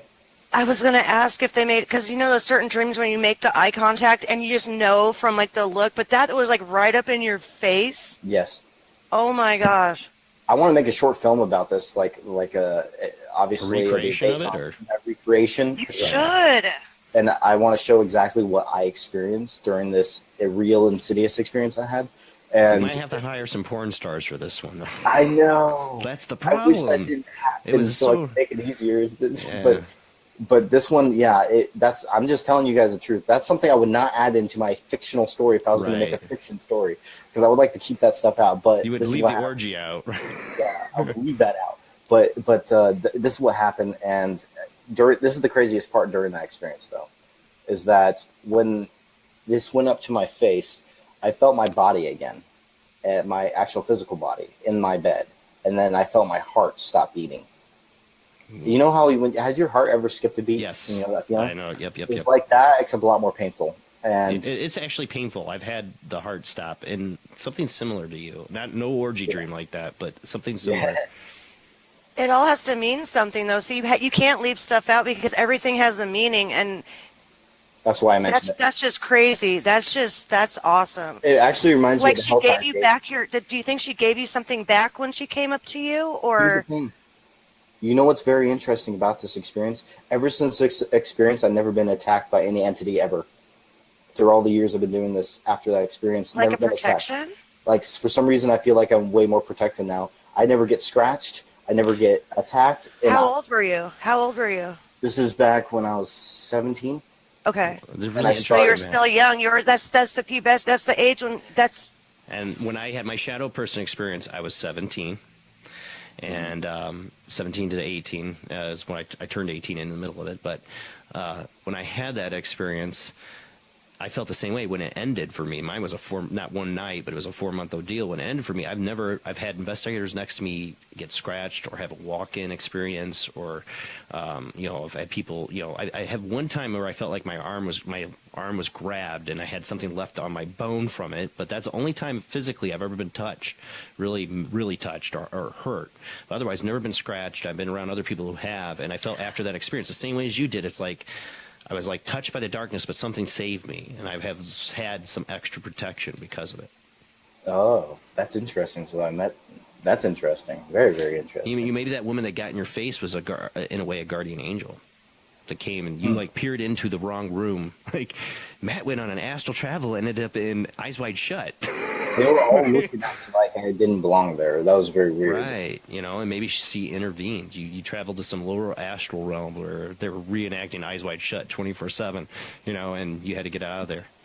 She got you out. Yeah. Who knows? But You're it's lucky crazy. I said that story on Paranormal Soup. I always get people to share the raunchiest Exclusive. stuff on Paranormal Soup. It's going to be in my book, too. Oh, yeah, it sounds crazy. I mean, that would be pretty frightening to see that, But I think there's a lot to do with like girls when they're 13 and 14, because like me around that age, I think growing up, your body changing, guys kind of develop a little bit more than the 17 and 18 about the age, but the whole thing with the hormones, the developing, and the stuff happening, I think it all has to do with something. Yeah, I agree with that. We do have another caller on the line. The infamous Zach himself is on the phone. Oh shit! He's probably going to say some comments about this. He's like, Well, Zach's always got really good questions, but I'm sure he's thinking of some even better ones now that he heard that story. How you doing tonight, Zach? I'm doing pretty good, Jason. Hey, Jamie. Hey, Perry. How's everybody doing? Doing good. So you got a question for our guest tonight? I actually have a two-part question. It's not related to the Insidious-related story. I figured. I'd love to hear that. I think Matt's happy about that. So. Anyway, Matt, Rahkee, it's very nice to meet both of you. My two-part question for both of you is, what was the scariest investigation you've ever done, and what was some of the evidence that you actually retrieved from that investigation? Who wants to go first on that one? I'll go. I would say it'd be Virginia City, and hopefully the video will be out by tonight or tomorrow. So this is recent. I've been waiting all day for this. Yeah, So this man, just all Virginia week. City. I say that Virginia City just moved to my number one. I told you. Definitely moved to my number one. So. Told you. Man. It's scary, but I like I said, I can't reveal. I can't reveal any of the evidence. So I just so you can't tell us yet. So right. So Chillseekers.com, Chillseekers TV, YouTube. So this will be the next Chill Seekers episode to come out. Will this be the next one? Yes. So check that out, people. Chill Seekers. You remember Keith Weldon and Krista Simpson are on the ITC Collector Show, co-host that show with us. Check out their. They got a new YouTube channel. I always forget the name because they changed the name. It's pretty much just adding TV at the end of it. Yeah, it's Chill Seekers TV. Is that just yes? It? Yeah. Yeah. Check that out. Yes. Chill Seekers TV. Yeah, so check that out. So Matt, what do you got on your list of most an investigation, like terrifying, really great evidence, that kind of deal? That's the thing. I really don't get scared, like, really ever during investigations. Yeah. It's not a bravado thing. So I guess I'm going to have to, like, and I'm not trying to, like, say, oh, yeah, I'm this, like, tough guy or anything. I know exactly what you mean. It's just, this is, like, my life, and it's been that way for years now.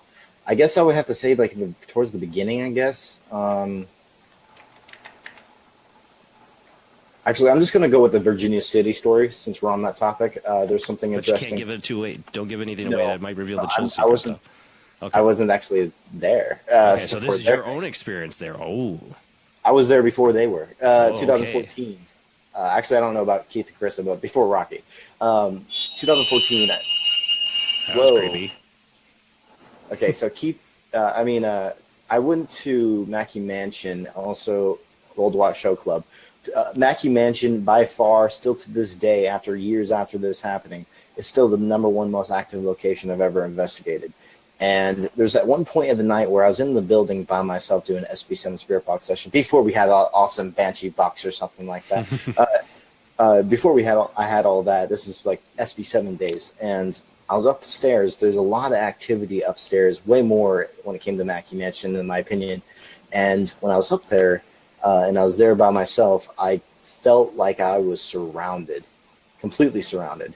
And oh yeah, you got the video. Yeah, there's Mackey Mansion right there. I told you I downloaded some of your videos. Jeff's got that here. We can play it up after the phone call if you want to tell us a little bit of the story. Yes. Are you gonna play it now, or you want me to keep going? No. Go ahead and tell the story.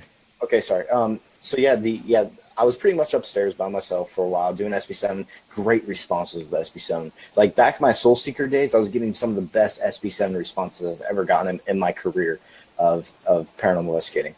And that's one thing that the Soul Seeker episodes have something that I don't get as much anymore. I think maybe there's an attachment to that specific SB7, maybe. I don't know. But I was getting some stuff that it's crazy how responsive it was. And we were getting direct responses at Mackey Mansion. When I was up there by myself, I felt surrounded, completely surrounded, like they were all watching me. And it was an overwhelming feeling, but as an investigator, I still have to stay my ground. And if you watch the episode, there's at one point where I get tapped on the back, and then I'm like, oh shit! Shoot! I just quoted what I said. I just quoted what I said on the investigation. You're all good. It's okay. It's all right. You're fine. Go ahead. I shoot. Someone just touched me. And then so then I looked behind me. No one's there, obviously, because there was no one else in the building. I already expected that. But it was very amazing and experience. And then also I got, guess what? When I made it to the hallway, I got something that said the devil, or actually first it said go in a very creepy voice. And then I was like, what was that? And right after I say that, we get the devil right after. So it answered me. It's in the video. Maybe we should just show the video. Yeah, we can show the video. Zach, did you have any other question before we show the video?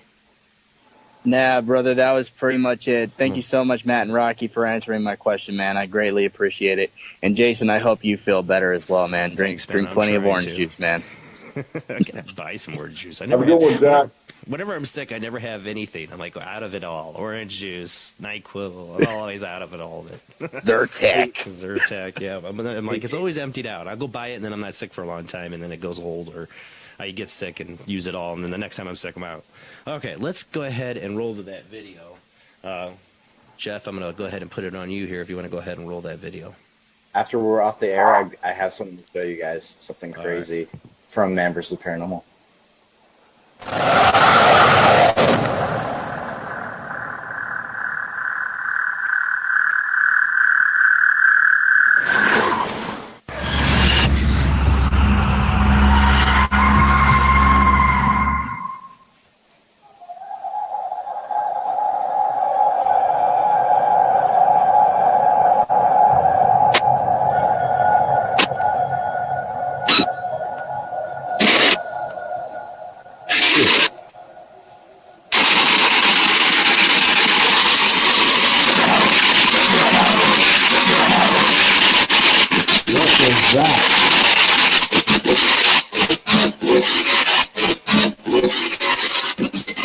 What?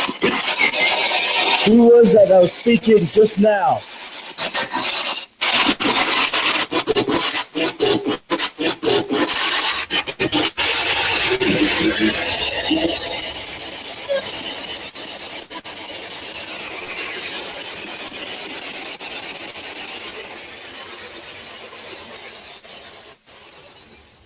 When I made it to the bottom of these stairs, I thought I saw something on the corner of my eye. And then later, after reviewing this clip, I discovered this on camera. It's kind of off. Yeah, I saw What is that shadow interesting go about by. this partial Yeah. apparition It's is that kind of right when the inspired. camera is capturing this, the camera all of a sudden out of focuses, as if whatever it was had some I can kind of see it. energy I can see emanating it. off it and somehow affected the camera. If you can move the frame a little bit over, you can see it better. I don't know. Are you able to move it over a little bit, Jeff? It might be hard for him. But I can see it like somebody's walking across there. He's going to see if he Totally. can expand that out.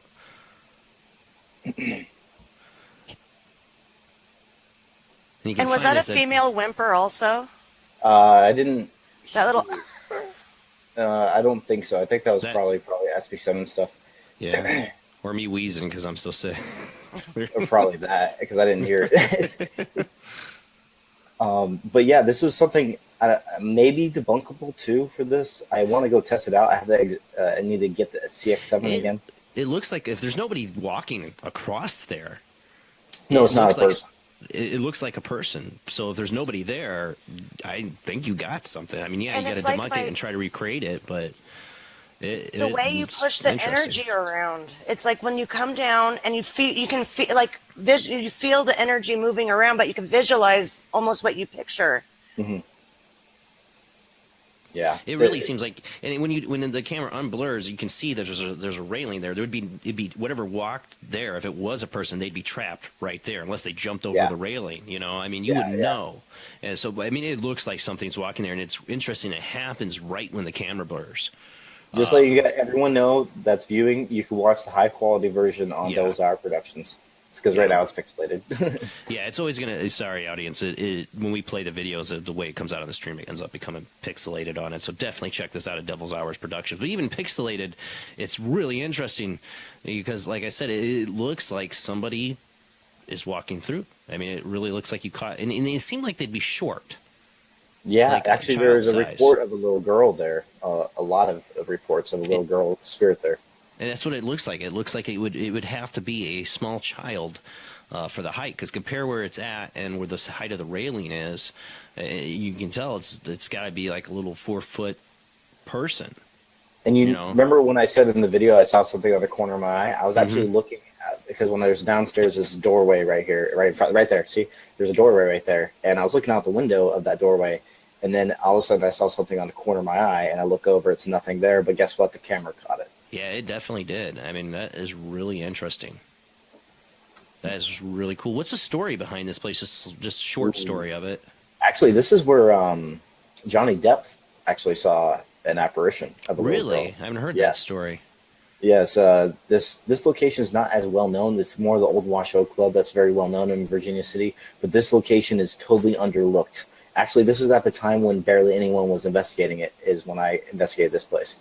And I got a ton of activity after doing this location. Still to this day, the most active, Dante got scratched. There's a voice recorder that got thrown across the room. I got to see that with my own eyes. It was crazy. And that footage is awesome. Like I said, I didn't watch any of this stuff before the show because I didn't want to I like being surprised with my guests when they show me the evidence, just like the audience is. It's their first time seeing it. I'm definitely going to want to go watch it on a more clearer version of it. You know, because our show doesn't do it justice. So guys, definitely check this out. And I definitely hear the devil. Did it say the devil twice? Because it sounded like it was two separate times. It said Yes, the it devil. did. It said it twice. Yeah, because right after I asked. Yeah. Asked twice too. And it responded twice. That is awesome. And well, I don't know if probably it's awesome something that it said the pretending. devil, but I feel like it was pretending to be like the devil. well, I think it was usually, trying to scare. I think that's most paranormal investigators' opinions on it, is that these things like to talk big and bad. And what's biggest baddest thing to say is "I'm the devil," you know. Yes. For fear factor, and especially if these things feed off your fear, they're going to say the most thing to try to amp you up and get it out of you. They're going to say, "Oh yeah, my name's Barney. I did some bad stuff in life," you know. Like it's not going to get you as scared, you know. It might not even be demonic. It could be a spirit that says that I'm the devil, you know, and they think they're evil. Yeah, But exactly.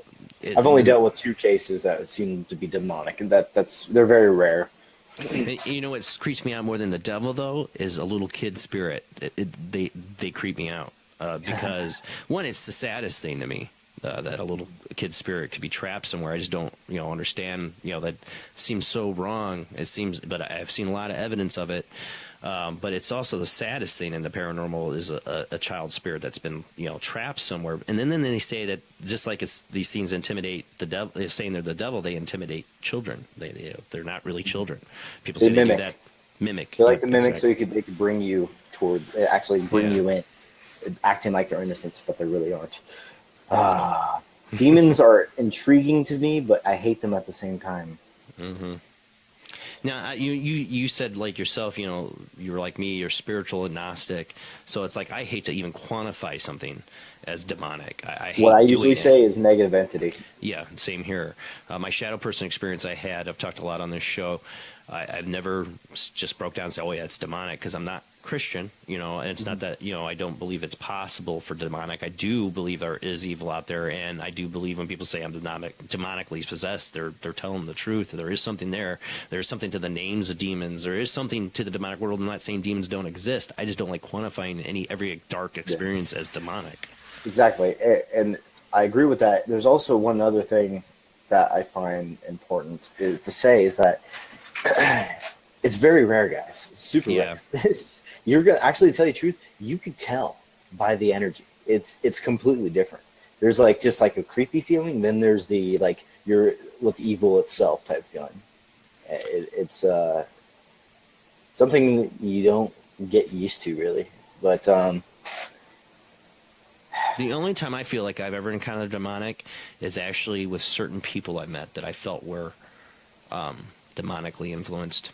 I felt it. I felt it coming off of them evil. I wanted to get as far away from them as possible. My shadow person experience felt more alien-like, like something from another dimension kind of deal. I don't know if it was definitely evil from another evil dimension, but I don't know. It just didn't feel like that demonic, there's something more alien about it. I don't know other way to put it, but I've met people that I swear, I'm like, okay, I could buy the demonic thing. There's something in these people. There's something not right. I've experienced that a few times in my life, and people scare me more than ghosts, especially if they might be demonically influenced. And that's coming from somebody who's not Christian, Yeah. I still say demonic just because of this reason. It's a revolution. It's a word that is known by everyone. It's semantics. Yes, and I don't know for sure if it's biblical or not. I don't think I'll ever know. That's why I just say I'm agnostic. I don't say it's one way or the other because I don't know. Exactly. I don't have any facts on either way. What I can say is that I think that should be in the textbooks is that if we could prove things like manipulation with audio, that's paranormal on its own right there. And also there's something that my friend is working on right now, and I'm going to be working on one when I move back to California, which is the cloud chamber, which is a device that could probably create apparitions they could actually help them manifest as apparitions because of radiation decay and charged particles being visual, actually being able to see it within the cloud chamber, which is something that that he's working on with his team right now. I've been wanting to do it, but I've been so focused in the film more than Well, it makes me think of when I've heard of people have had this idea, a few people, but is the John Hutchinson effect or the Hutchinson effect. Mm-hmm. What he has, he doesn't call it paranormal. But he feeds a lot of different electromagnetic frequencies into a very small confined area, which is his home, and has things fly across the room and, really crazy, defying the laws of physics stuff happening. And it's given its own name. It's, Hutchinson effect, what it's called. But I've always wondered, somebody takes kind of some of the stuff that John Hutchinson has worked on and done it and try to apply that to the paranormal field and see, what he's got going on is something they can't explain right now with science, and they know it's caused from all this electromagnetic energy he's basically confining to a very small area. What could that do for manifesting an entity? I mean, we've talked about people using EM pumps. I've done investigations with EM pumps. One, they're dangerous, if they're homemade ones especially. But two, I don't know if I've always felt, is this interfering? I never would want to use one on a residential case. Are we feeding it the energy to manifest itself? It's an interesting idea. Yeah, it's an interesting idea. Is it, or can we give them enough energy to manifest themselves? Just like you talk about us being able to do it. So that's really interesting. I'll be interested to hear more about that. Yeah. Actually, what's interesting when we mentioned demonic, there's one other case I'm going to be doing pretty soon that I feel could be demonic, and it's interesting. Some personal experiences I've been having prior to the case, which is for my big movie Man vs. Paranormal, and it's known as the House of Wills in Cleveland, Ohio.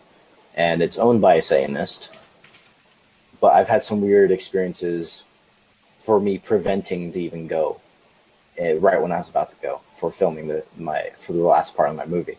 I've had experiences that prevented me, and in weird ways.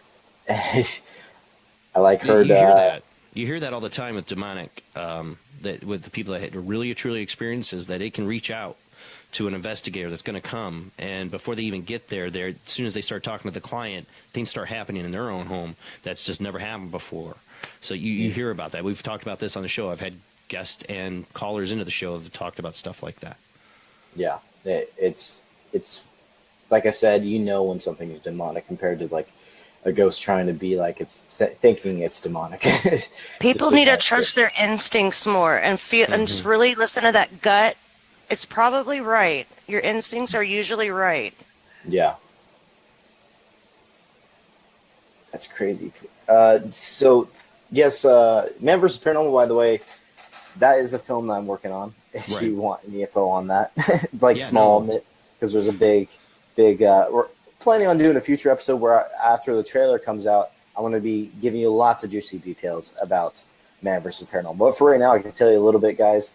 It's pretty much a film where I am being locked into a certain location, 3 locations to be exact, all by myself for 3 days and 3 nights.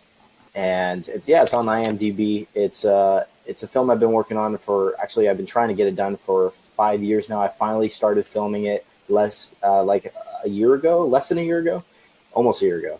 I started filming it, and it's turning out great. I actually got someone on my side helping me out with more of the filmmaking aspect of it, which is Justin Brown. He's awesome.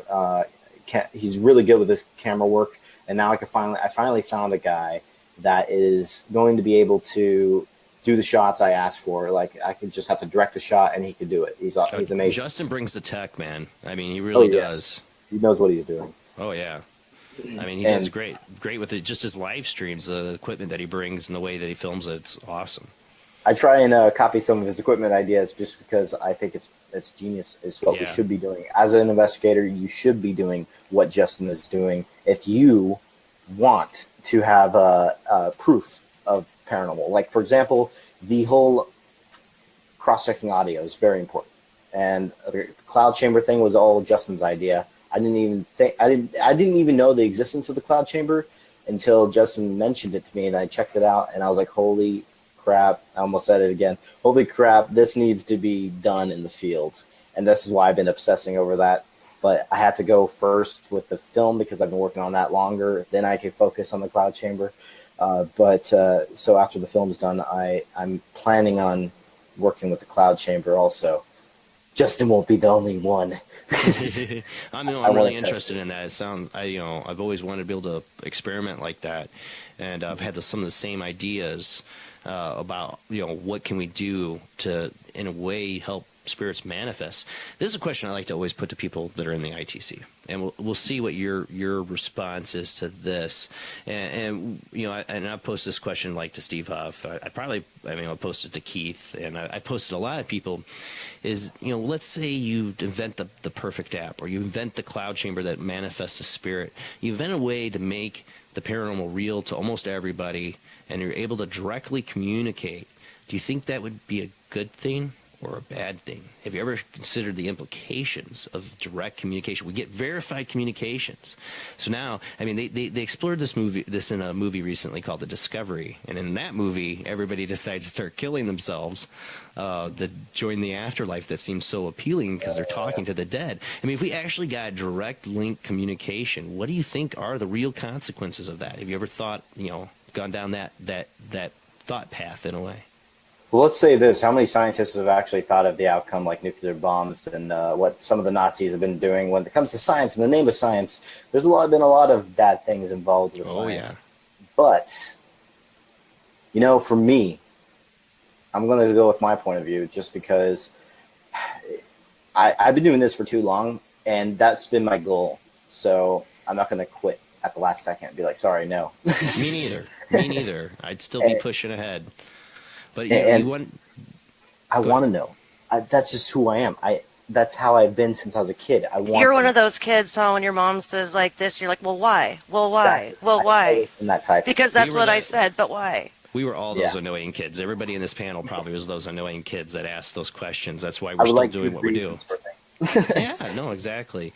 But it's always the question I post, because it's just like, if we ever did achieve that, one question I have too is, do you think it's possible? Do you think it's one day possible that we could come up with a way to get that kind of direct, clear communication? Maybe for direct responses, yes, I think we're on that road, maybe. But maybe even with the cloud chamber could make a huge dent in the paranormal field. Right. Huge dent. It could. We don't know yet. We haven't done enough tests. It's just in the beginning process. They're just now figuring it out because it's pretty hard to build to get it right. And so we could be in that timeline. I might be alive at the time when we could prove. I'm not going to say ghosts or demons or anything. That I don't think we could ever prove, really, unless we could get the direct responses every single time without any. You would get the information. You would get the information. You get the information. But it would have to be, like, for it to be scientific, it would have to be, like, every single time. And also you have to prove the cross-checking. And also get it, like, every single time. Not like, like what we're getting today is, like, some of it's, like, yeah. What I'm talking about is direct communication, like picking up a phone to the dead. I think, I don't know. I can't answer that question. Technology is going to be advancing. Well, what about Steve's Wonderbox Gold? I mean, it's pretty cool. Yeah, I definitely like the device. I still don't think it's 100% there. No, I don't think he did either. No, nothing is yet. But what are we ultimately striving for? Are we ultimately striving for that kind of communication? We are. Pretty much what Justin is doing is what I've been looking for, which is why I'm kind of annoyed that I have to finish Man vs. Paranormal, because I've already put so much money into that. You need to finish it, though. Yeah, you need to finish it. Yeah, so if Man vs. Paranormal I didn't even do yet, I would be 100% focused on Cloud Chamber right now. But I have to focus on this because a lot of people are waiting for it. So I have to do Man vs. Paranormal first, and then I'm going to do Cloud Chamber. And I was going to talk to Rahkee about that when I got to California, as I want to get that done. And I want to get. So he doesn't really know that much about it. I didn't tell him that much yet. I would love to be kept up to date. You guys want to just, I know Justin's talked about. I told Justin wants me to come on Necromancer Show, which by the way, Justin, if you're watching, I love that name. For me, I get to do one show a week for a reason. It's hard for me to get the time between work and kids, but I want to go on a show. I want to talk to Justin, such a great mind for the paranormal, and thinking about it and putting theory and application and love trying to prove that type of mind. Yeah, exactly. No, I'd love to just shoot more. I've had him on the show twice now. I brought him on like the next week. The first time I had him on, I brought him on the next week for the ITC Collective because it was so interesting to talk to about that. And so are you. I mean, you guys, we're all putting this together. That's what I'm trying to say. We all put our minds together. We're all working, to talk about para-unity. That's what this is. We're all kind of putting our ideas together, our experiences, and what we can do to enhance the field to prove to those who are skeptical that this is a real phenomenon. We can prove it through science. That's the beauty of it. Yes, and well, that Rahkee, I feel so bad right now. No, not at all. I'll answer the question. That is my goal. That is why I do these experiments. It is to get that 100% communication. And as far as like what happens if I discover it, I guess I'll once I get there, like a lot of people I know, a lot of like inventors as far as like ITC goes, I notice they stay on the same path with doing the same thing with like the PSP-7s, and I'm not denying any type of no, there's nothing wrong with it. Right. Everyone has their own way of communication, and everyone has their own way of ITC. But what separates me, I feel, as as an ITC researcher is that I'm always trying to find a better way. I'm not sticking to basically what's on the same level as far as like everybody else. Every day, like I'm always trying advancements. Every time I get like some type of, always with, now we got the Solomon app, I try the Banshee app, and I've proceeded previously, whatever the case may be. I'm always looking for that next level. And eventually, I think I've gotten a lot of great direct responses, but to have a continual basis of those responses and figuring out which way is better, that's the part, I guess, is my contribution for right now. So. Well, the first time I got to meet you or talk to you, I didn't meet you, but on the internet, really, you get to talk to you, is when I did the Poor Man's Portal with the iRig setup, and you were like, hey, I made a video, because I suck at making like just standalone instructional videos. I'm not a good teacher. He's like, I made a video of showing how you do it, and I thought that was awesome. You put that out there, and I would show people. I'd like, oh, you want to know how to do it? Here, don't watch my video on it. Go watch Rahkee's video. It's way more better instructions than mine. So I could see from the first time I met you, you're somebody that's you're open to new ideas and trying stuff. And one, I love the name of your first role, like your Banshee box, since I love that. My own Banshee experience. I love that. What we're getting to. You said it. You're trying to get direct response, and you're going to keep trying new things till you get it. Then it's innovation. That's what interests me in the ITC field and in the paranormal field is people who are looking for new ways, because if we just keep doing the same PSP7s and the same stuff, we're going to keep getting the same results, but we're not getting any further. We're just doing the same thing over and over again. So I love the innovators in the field, you and Matt and so many other ones we've had on this show. Well, you actually helped me out because, before I signed to $1.2 million with Double Down Productions, I couldn't really, I didn't have the money for a portal at that time. So I was like, man, this is a great idea with guitar amps on the, using phone settings. And that's when I discovered the whole echo feature, which kind of gave it that, that took it there. And then I've just been like, working off of that. So it's definitely, that was an awesome way of creating that, that sound effect. The way of getting those sounds. At the time, I was just looking for a way, because the portal, to build something like what Steve was building in that was so expensive, and I was looking for a way for people to cheaply experiment with it and not have to buy a bunch of equipment. So, and the instructional video you made for that was awesome. Well, we are at the end of the show. Yes, Matt, it goes by quick. I am so sorry. But hey, would you guys, if you're interested, September 24th, I believe, I should look at my calendar actually. I think that's the next ITC Collective show. If you guys would, yes, it is. If you guys would like to come on and experiment with the Solomon app, because it'll be out after that point, and play it live on the show and have people call in like we've been doing, see if we get any responses to that. And, you guys feel free after the show to edit out what you want and compare it to your sound bank, your one audio sound bank, and let us know, like this is comparison. There's no way this could have said that. It'd be an interesting experiment for an ITC Collective show. That would be awesome. And also, I was curious, who has the most haunted location in this group? Panel? Not me. Yeah, not me either. Probably me. I got some. I got a lot of collectibles. So. Well, yeah, true. I tell you what, though, if Rob was here, I'd almost give it the nod to him on that because of some of the stuff that's happened there recently. I mean, he got the big shadow that peered behind him during one of him and Bill's, and Jamie too. Yeah, you were that too, was weren't so you? Cool. Yeah, and they were doing an after party. I think that was an after party, and they got a big shadow right behind him. And we've had other stuff doing those IT Collector show. We all had our fire alarms going off in our house after one night of doing it. So it's it's interesting. We might make our houses haunted if we keep experimenting like we do. But, well, thank you guys so much for coming on the show. Next Sunday, and like I said, you guys are open. Just let me know, look in your schedules, see if you guys want to come on September 24th for the next ITC Collective show. I'd love to have you guys. Rocky's been on before. I'd love to have him back. But, Matt, you haven't done it yet. I'd love to have you on.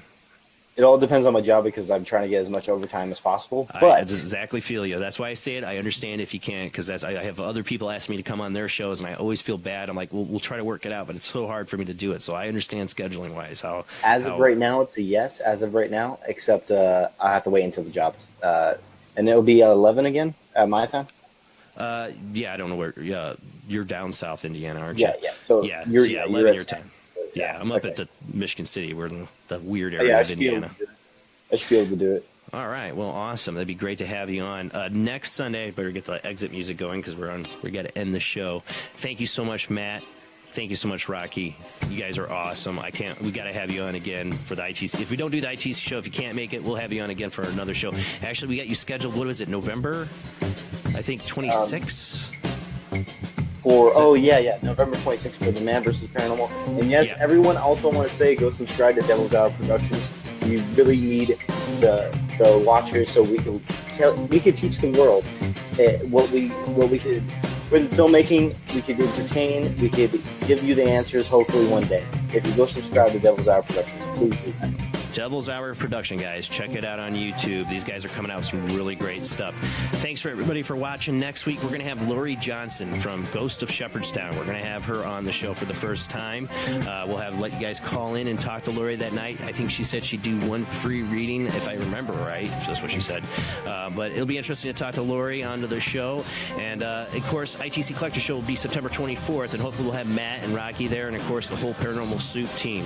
Thanks, everybody, for watching. See you next Sunday.